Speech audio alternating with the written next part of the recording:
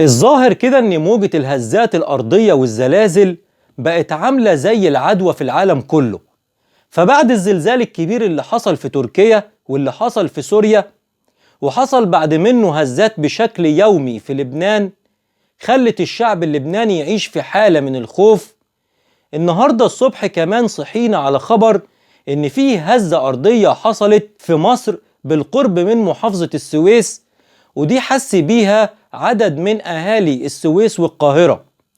حتى لو ما كانش حصل ضرر كبير أو حادثة كبيرة حصلت، لكن خلى الشعب المصري كله يتكلم عن الموضوع ده ويقول إن في زلزال حصل في مصر. سجلت محطات الشبكة القومية لرصد الزلازل التابعة للمعهد القومي للبحوث الفلكية هزة أرضية بقوة 4 درجات على مقياس ريختر شمال مدينة السويس وعلى عمق 10 كيلو متر. وطبعا تفاعل الشعب المصري بشكل كبير جدا بعد سماع الخبر.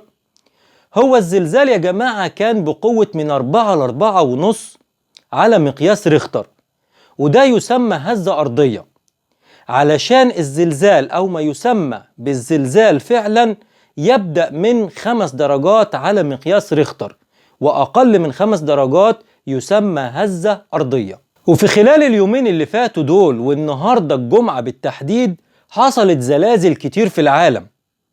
حصل زلزال بقوة 7 ريختر في طاجخستان، وحصل زلزال تاني بقوة 5 ريختر في الأرجنتين، وحصل زلزال بقوة 6 ريختر في إندونيسيا.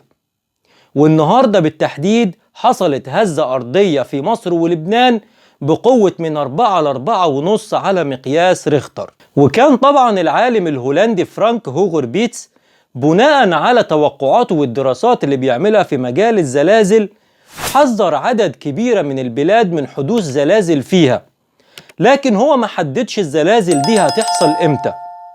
وهو بيعتمد في دراساته على الدراسات تاريخ الزلازل اللي حصلت في المنطقة قبل كده، وبيربطها بحركة النجوم والكواكب والقمر وتأثيرها على الأرض. وده بيتعارض بشكل كبير جدا مع وكالة ناسا الأمريكية ودراساتها برضو في مجال الزلازل، واللي بتأكد إن مفيش ربط نهائي بين حركة الكواكب والنجوم وما يحدث على كوكب الأرض من الزلازل كلها. وطبعا كلنا بندعي إن ربنا يحفظ مصر والعالم كله من الزلازل والهزات الأرضية. وده كان الخبر بتاعنا من قناة عكس التيار. لو عجبك الفيديو اعمل لايك وسبسكرايب للقناة وفعل زر الجرس علشان يوصلك كل جديد. أنا معكم بشوي أفلامين عكس التيار.